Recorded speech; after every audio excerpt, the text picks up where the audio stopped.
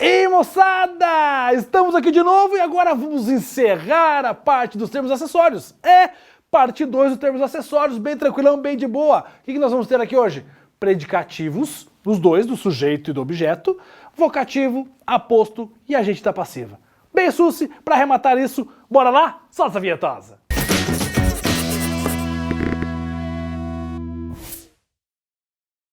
Isso aí, moçadinha!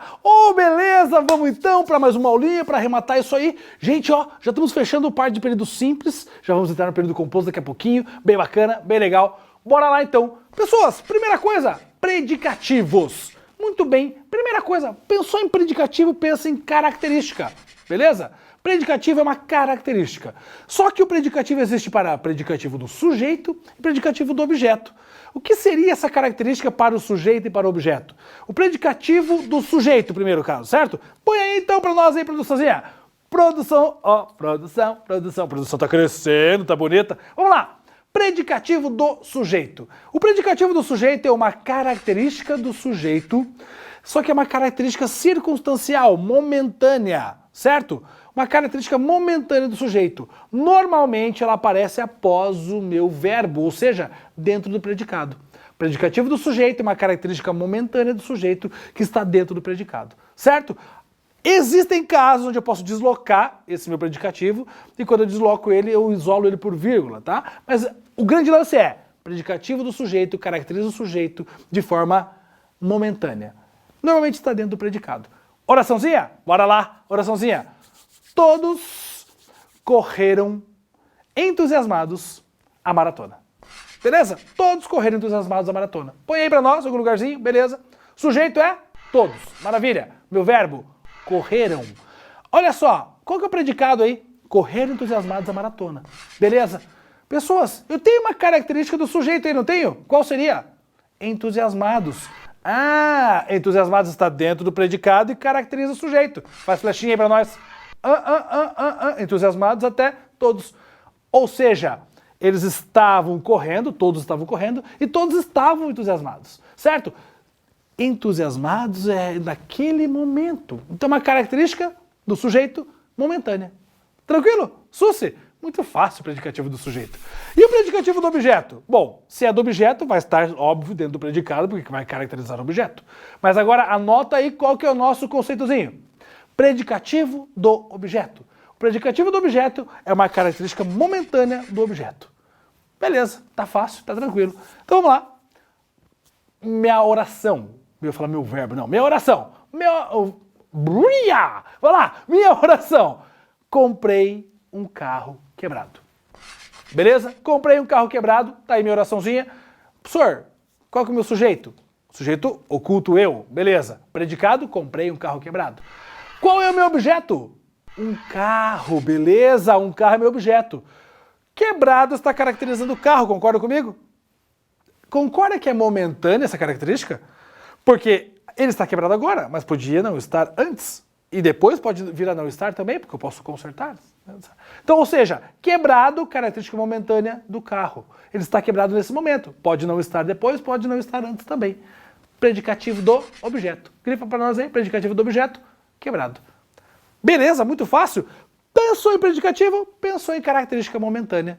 Tranquilaço, Susi, muito bem. Próximo terminho, termo que todo mundo gosta de ver e tal, é o vocativo. Vocativo. Conceito de vocativo, pessoas. Bora. Vocativo é o termo que evoca, que chama algo, alguma coisa na oração. Beleza? Vou dar um exemplinho bem bobo, bem bestinha, tem uma piadinha até que fala sobre isso, que é aquela, José, vírgula, lave meu pé. João, lave a minha mão. Nicolau, porque foges, amigo. Que besteira, né? Muito bem. Pessoas, quando eu falei ali, José, lave meu pé, eu estou evocando, estou chamando o José. Nesse caso, perceba, o vocativo, ele é um termo que evoca e sempre é isolado por vírgula. Sempre é isolado por pontuação. Isso é importantíssimo. No vocativo eu tenho que ter pontuação. Então eu falo lá, José, vírgula, lave meu pé, o José é o meu vocativo nesse caso, e não será o meu sujeito. Por quê? Porque se ele é vocativo, ele não pode ter outra função sintática. Beleza? Outro exemplinho, por exemplo, o que vou fazer, meu Deus? O que vou fazer, vírgula, meu Deus. Qual é o vocativo aí? Meu Deus, que é o termo que eu estou evocando, chamando. Sacaram a ideia? Então o vocativo é esse termo responsável por chamar e evocar dentro da minha oração. Belezinha? Sossegadão? Na boa? Sussi? Eu tenho um outro termo muito legal, que é o aposto. E tem gente que consegue confundir aposto com vocativo. Não pode. Não pode. Por quê? Qual que é a função do aposto, gente? O aposto é o termo responsável em explicar ou justificar um termo anterior a ele. E aí, pode ser que ele apareça pontuado. Pode ser que não. Certo? E pode ser que esteja entre vírgulas, pode ser que venha depois de 2 pontos. Então a pontuação do aposto é variada nesse sentido. Então vamos lá, vamos colocar aí uma oraçãozinha? Professor Noslen. Não, professor Noslen não. Diferente. Noslen, vírgula. Professor de língua portuguesa, vírgula. Deu muitas aulas esta semana. Normal, né, pessoal? Carga horária de 53 aulas semanais, tá sossegadão, bem de boa. Quase a gente não cansa essa vida, né? Mas a gente é feliz, isso que importa. Então vamos lá. Professor... Que professor? Vamos lá. Noslen, vírgula, professor de língua portuguesa, vírgula, deu várias aulas essa semana. Muito bem. O que é o meu aposto? Qual é o termo que está explicando o outro? Olha lá. Noslen, vírgula, professor de língua portuguesa. Professor de língua portuguesa está explicando quem é o Noslen, um termo anterior. Então tudo isso é o meu aposto. Fácil. Veja, ele não pode ser vocativo nisso, concorda que eu não estou chamando Noslen, vem aqui, Noslen, lave meu pé, Noslen, tá de bem. Não estou chamando ninguém, certo? Então por isso que não é vocativo. Não pode confundir isso as duas coisas, hein? Vocativo evoca, aposto explica, justifica. Tranquilo? Fácil? Muito de boa? Nossa senhora, de boa demais! E aí eu vou para o último termo já. Nossa, professor, mas a aula vai ser rapidinha assim? Sim, porque é só ver a aplicação desses elementos. São elementos bem simples e bem tranquilos de trabalhar. Olha só, próximo elemento, agente da passiva. Meu Deus, calma. Meu Deus, o que é agente da passiva, Jesus amado? Primeira coisa, nós temos nas orações 3 vozes possíveis para as orações. Eu tenho uma voz chamada de voz ativa, a outra de voz passiva e a outra voz reflexiva. Tranquilo até aqui? Muito bem. O que é a voz ativa? Voz ativa é quando eu tenho uma oração que o sujeito faz a ação da oração. Então vamos lá. Noslen comeu brigadeiro. Noslen, nesse caso, é o meu sujeito, está agindo na oração. Então isso é uma voz ativa, porque o sujeito está agindo sobre o brigadeiro. Beleza? Eu tenho uma voz chamada voz passiva. O que é a voz passiva? Voz passiva é quando o sujeito sofre a ação na oração. Fazer uma voz passiva dessa mesma oração que eu falei agora. Então eu vou fazer uma inversão. Vou colocar o brigadeiro sendo sujeito. O brigadeiro foi comido pelo Noslen. Beleza? Qual que é o sujeito aqui? Quem foi comido? O brigadeiro. O brigadeiro, meu sujeito, foi comido, uma locução verbal. 2 verbos com a função de um só é locução verbal. E pelo Noslen é o termo que age nessa oração, que é chamado de oração passiva, porque o sujeito sofre a ação. Já volto para essa oração, guarda na tua cabeça. E tem a voz reflexiva, que é quando o sujeito sofre a ação e faz a ação ao mesmo tempo.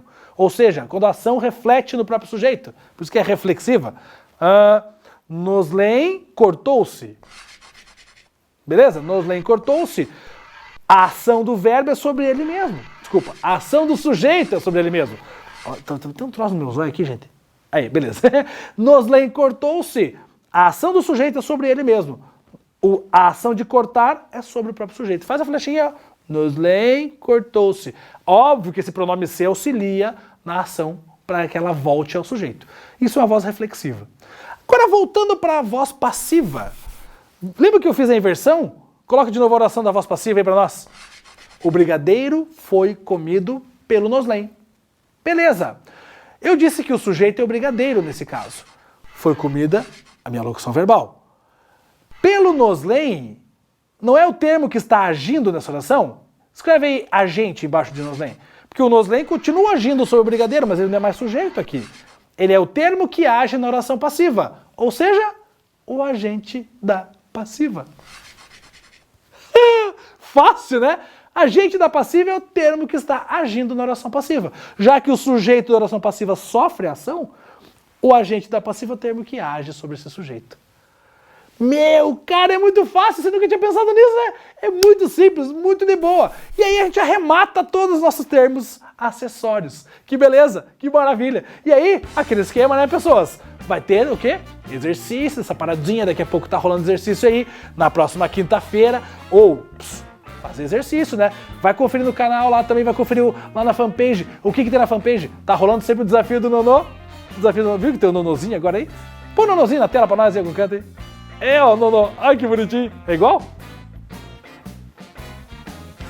Põe o Nonozinho aí. Beleza, o Nonô tá trazendo sempre o desafio do Nonô, que é respondido junto aos exercícios de quinta-feira. Beleza? Não deixe de acompanhar isso lá na fanpage do Facebook, aqui no canalzão do YouTube e inscreva-se. Inscreva-se, ó, Facebook, Instagram, Facebook, vai lá, compartilha, manda pros amigos, tamo junto, a coisa tá caminhando cada vez melhor e ó, tá chegando o Enem, moçada, fica esperto, tá chegando o Enem, tá chegando as provas do vestibular, vamos que vamos, a gente vai arrebentar esse ano e é isso aí, bora lá, um abraço, até mais, tchau, tchau.